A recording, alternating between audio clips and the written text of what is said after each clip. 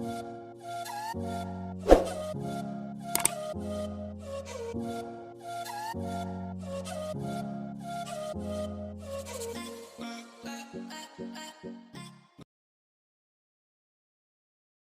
welcome back to my YouTube channel Hiops. Today I am Dharya. Welcomes to all. Today I am here to discuss class 10 chapters light, reflection and reflection, and I discuss the one part of this which is very important part for all and most important part from the board exam point of view. In this video I discuss the ray diagrams of convex lens because convex lens के बारे में मैंने आपको एक पहली video में भी बताया, कनकेव लेंस के बारे में भी बताया, कन्वेक्स लेंस के बारे में भी बताया, और इससे पहले मैंने आपको एक वीडियो डाली थी जिसके ऊपर मैंने आपको सब इंट्रोडक्शन पार्ट ऑफ बताया था, इंट्रोडक्शन से कैसे। अब सबको पता होगा कि कन्वेक्स लेंस जो है वो कन्वर्जिंग लेंस भी कहा जाता है। क्यों कहा जाता है इसे कन्वर्जिंग लेंस? ये बहुत इंपॉर्टेंट क्वेश्चन है जो हमारे बोर्ड एग्जाम्स में आता ही आता है कि कन्वेक्स लेंस को कन्वर्जिंग लेंस क्यों कहा जाता है। Because it converges a parallel beam of light rays passing through it. क्योंकि जो भी रे आती है वो पैरेलल बीम ऑफ लाइट आती है और कन्वर्ज कर जाती है उससे। ओके को मैंने यहाँ पे एक कन्वेक्स लेंस बनाया। कन्वेक्स लेंस इसी शेप का होता है कि जो ऊपर से थोड़ा थिन हो और यहाँ से थोड़ा थिक हो। ओके, तो क्या कहता है क्यों कन्वर्ज करता है ये?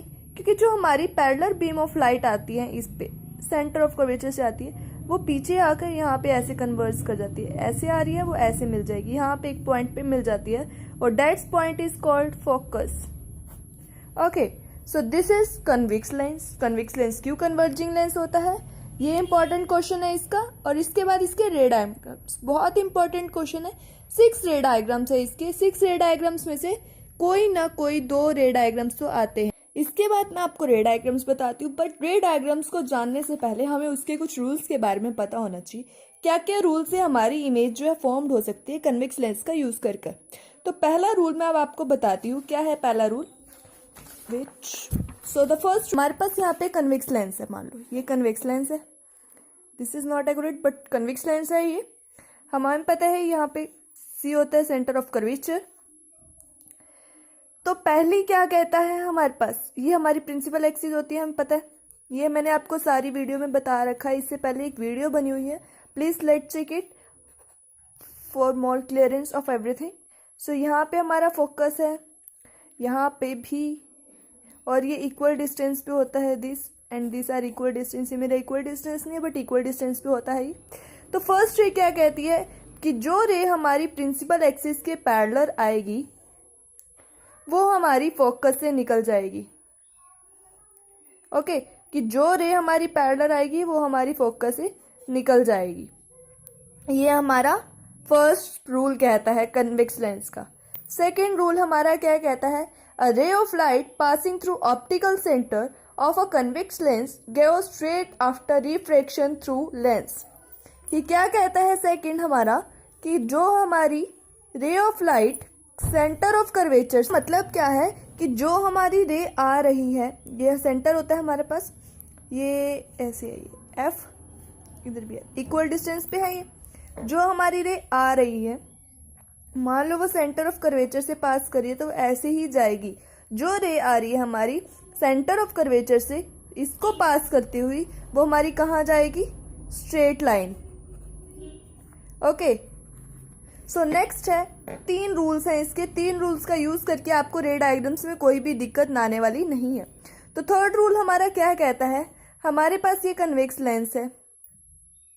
ओके, कन्वेक्स लेंस है, हमें पता है ये हमारा सेंटर है, ये हमारा F dash focus, F1 focus है, सॉरी, और ये हमारा एफ फोकस है। ओके, तो हम क्या कहते हैं कि जो रे, अभी हमने क्या पढ़ा कि जो रे सीधी आ रही है वो फोकस से पास करेगी, जो रे सेंटर से आ रही है वो सीधी जाएगी, और जो रे मान लो हमारी फोकस से आ रही है ऑप्टिकल सेंटर पे यहाँ पे जाके पड़ेगी, ठीक है, यहाँ पे लेंस पे पड़ती है, तो वो पैरेलल जाती है। अभी हमें पढ़ा कि जो पैरेलल आती है फोकस से निकलती है, और जो फोकस से आती है, इस वाले फोकस से आती है, वो हमारी पैरेलल जाती है।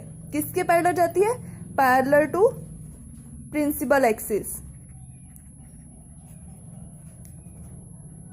सो तीनों आपको होप सो क्लियर होंगे। क्या रूल है मैं एक बार फिर बता देती हूँ कि जो रे हमारी प्रिंसिपल एक्सिस के पैरेलल आ रही है वो हमारी फोकस से निकलेगी। जो रे हमारी सेंटर ऑफ कर्वेचर से आ रही है वो हमारी बिल्कुल स्ट्रेट लाइन में जाएगी। जो रे हमारी फोकस से आ रही है वो हमारी पैरेलल एक्सिस के पैरेलल आएगी प्रिंसिपल एक्सिस की। So now we will discuss the ray diagrams of convex lens कि कैसे हमारी इमेज फॉर्म हो सकती है, क्या कैसे कैसे कौन कौन सी इमेज फॉर्म हो सकती है। और जो अब मैं आपको बताती हूँ कि इमेज किस पे डिपेंड करेगी कि किस तरह की इमेज फॉर्म होगी, वो हमारी करेगी कैसा हमने ऑब्जेक्ट को रखा है, किस पोजीशन पे हमने ऑब्जेक्ट रखा है। देखो पहले आपको ये समझना बहुत जरूरी है।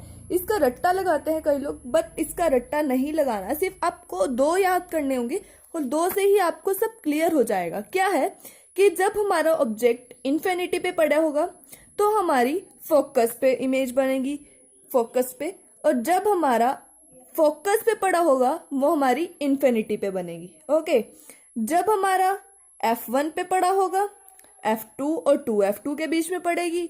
जब हमारा 2F2 के बीच में पड़ा होगा F1 और 2F1 के बीच में पड़ेगी। 2F1 2F2 फोकस और ऑप्टिकल सेंटर पे same side of the lens as object.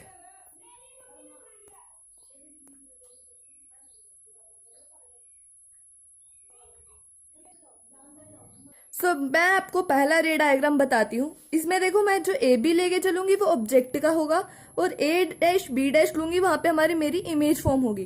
तो कैसे है देखो, अभी आपको सिर्फ रूल्स माइंड में रखना है और रट्टे नहीं लगाने इस रे डायग्राम्स के, क्योंकि अगर आपको एक भी रे डायग्राम अच्छे से समझ आ गया तो आपको कोई भी रे डायग्राम बनाने में कोई भी प्रॉब्लम नहीं आने वाली। और ये पक्का क्वेश्चन बोर्ड के एग्जाम्स में आता ही आता है।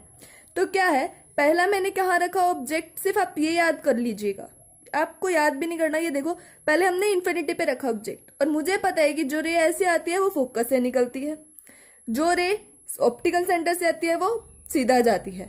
तो जहां पे भी ये मीट करी, यहाँ पे मेरी मीट करी ए डैश बी डैश, बट ये उल्टा मीट करा, कन्वेक्स लेंस कन्वर्ज कर देता है और उल्टे मीट करा यहाँ पे, ठीक है।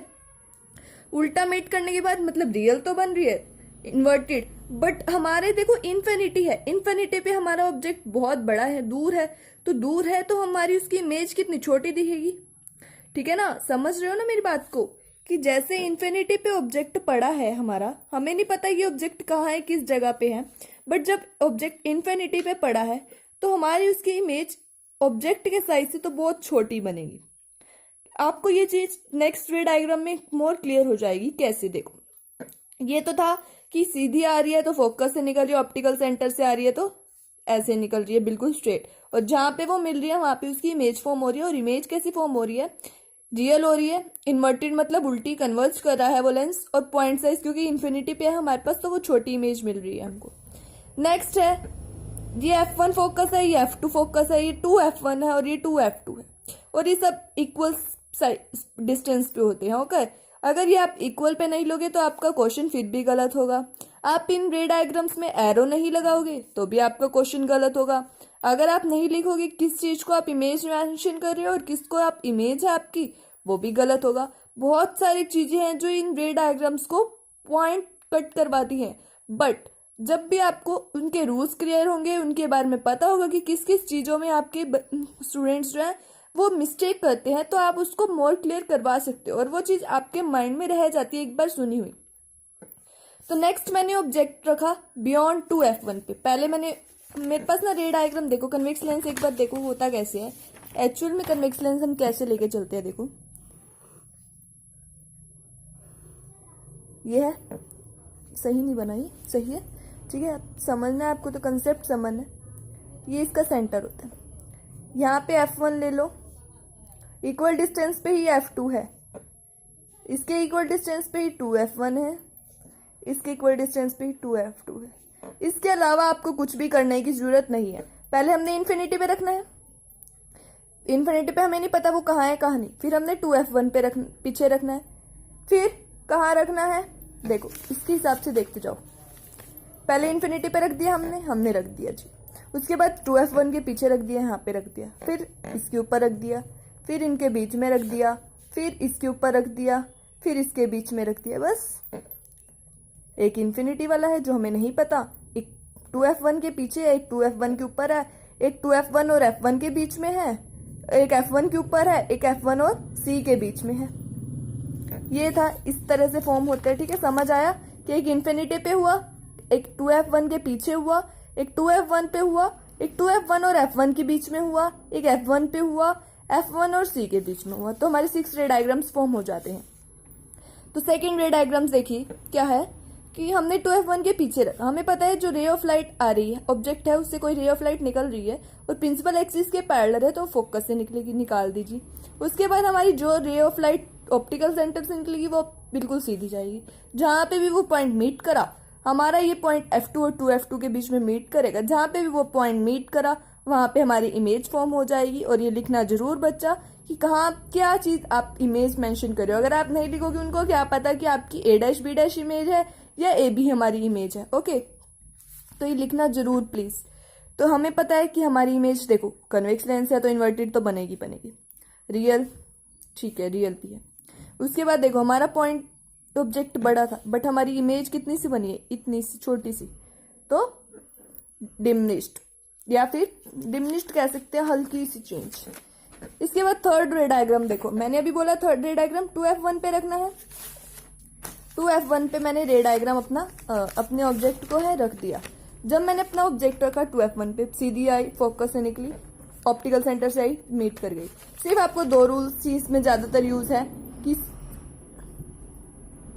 सीधी आई, ठीक है, कुछ 2 चीजें याद रखनी है कि जब आपकी सीधी रे आ रही है तो फोकस से निकल रही है और जो ऑप्टिकल सेंटर से आ रही है वो सीधी जा रही है। जहां पे भी वो मीट करेगी वहां पे हमारी इमेज फॉर्म होगी। थर्ड है हमने 2f1 पे रखा, सीधी आई निकल गई, मतलब ऑप्टिकल सेंटर से फोकस से पास कर गई और ऑप्टिकल सेंटर से आई वो सीधी चली गई स्ट्रेट लाइन पे जहां पे वो मीट कर गई। अब ये मीट हमारी 2f2 पे करिए तो वहीं पे हमारी इमेज फॉर्म हो गई, b dash a dash, inverted है, रियल है, और इसका जितना हमारा ऑब्जेक्ट था उतना ही हमारी इमेज फॉर्म होगी। तो image same size of object हो गई।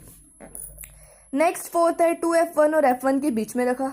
यही बताया था आपको कि 2f1 और f1 के बीच में रखना। उसके बाद रख दिया मैंने इमेज यहाँ, ऑब्जेक्ट यहाँ पे रखा, सीधी आई, फोकस से निकल गई, ऑप्टिकल सेंटर से यहाँ निकल गई। ये देखो यहाँ पे बन गया। अब आपको खुद पता लग रहा होगा कि आपका ऑब्जेक्ट का साइज कितना था और इमेज का साइज कितना है, पता लग रहा है, लास्ट है।